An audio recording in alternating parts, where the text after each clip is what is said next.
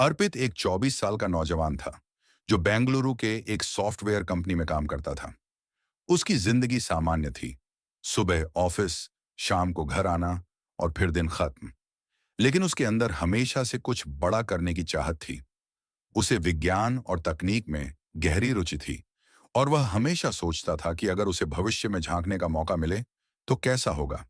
एक दिन अर्पित के हाथ एक ऐसा गुप्त उपकरण लगा जिसने उसकी जिंदगी को पूरी तरह बदल दिया। वह उपकरण उसे उसके एक पुराने प्रोफेसर ने दिया था जो रहस्यमयी आविष्कारों के लिए प्रसिद्ध थे। प्रोफेसर ने अर्पित को चेतावनी दी थी कि इस उपकरण का प्रयोग करना बेहद खतरनाक हो सकता है। लेकिन अर्पित की जिज्ञासा के आगे चेतावनी फीकी पड़ गई। उपकरण एक कलाई घड़ी की तरह दिखता था, लेकिन उसमें कुछ अजीब बटन और एक डिजिटल स्क्रीन थी। अर्पित ने उसे ध्यान से देखा और देखा कि उसमें दिनांक और समय सेट करने का विकल्प था। लेकिन सबसे चौंकाने वाली बात यह थी कि इसमें भविष्य की तारीखें भी सेट की जा सकती थीं। अर्पित ने एक गहरी सांस ली और सोचा, क्यों ना इसे आजमाया जाए। उसने भविष्य की तारीख सेट की, साल 2074। बटन दबाते ही चारों ओर अजीब सी आवाजें आने लगीं और अर्पित को लगा जैसे उसका शरीर हवा में घुल रहा हो। अचानक उसकी आंखों के सामने सब कुछ धुंधला हो गया और फिर एक जोरदार झटका महसूस हुआ। जब उसने अपनी आंखें खोलीं, तो वह एक बिल्कुल नए और अजीब दुनिया में था। ऊंची ऊंची इमारतें जो आकाश को छू रही थीं, हवा में उड़ने वाली कारें और हर जगह रोबोट काम कर रहे थे। ये सब देखकर अर्पित का दिल जोर जोर से धड़कने लगा।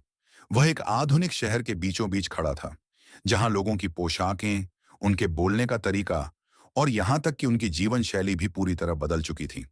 अर्पित को इस नई दुनिया में बहुत अजीब लगा, लेकिन साथ ही वह बहुत रोमांचित भी था। वह एक कैफे के अंदर गया और देखा कि वहां के कर्मचारी इंसान नहीं बल्कि रोबोट थे।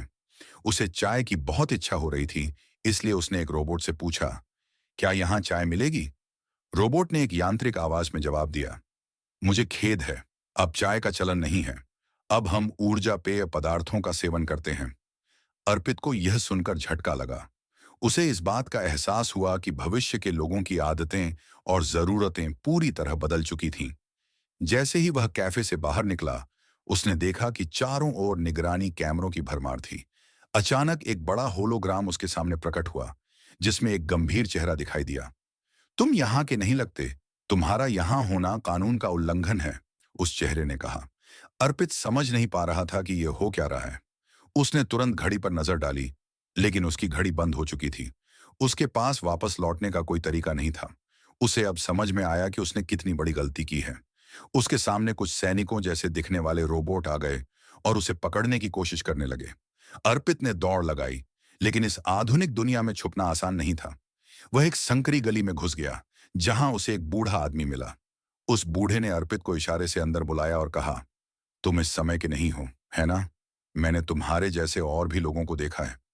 अर्पित ने हाँ में सिर हिलाया। बूढ़े आदमी ने उसे बताया कि यह दुनिया अब तकनीक के अधीन है और यहाँ पर हर इंसान की हर गतिविधि पर नजर रखी जाती है। बूढ़े ने उसे एक पुरानी डिवाइस दी, जो एक पोर्टेबल समय यात्रा उपकरण था। यह तुम्हारी एकमात्र उम्मीद है, बूढ़े ने कहा। इसका इस्तेमाल करके तुम वापस जा सकते हो, लेकिन याद रखना, अगर तुम एक बार फिर पकड़े गए तो कोई बचाने नहीं आएगा।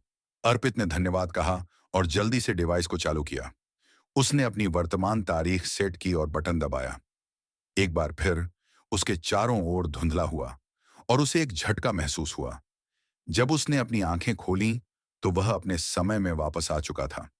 उसकी घड़ी भी सामान्य हो चुकी थी और वह अपनी कंपनी के सामने खड़ा था। लेकिन अब वह पहले जैसा नहीं था। वह समझ चुका था कि तकनीक जितनी उपयोगी है, उतनी ही खतरनाक भी हो सकती है। उसने उस डिवाइस को हमेशा के लिए बंद कर दिया और उसे अपने प्रोफेसर को लौटा दिया। उस दिन से अर्पित ने अपने जीवन को एक नए नजरिए से देखा।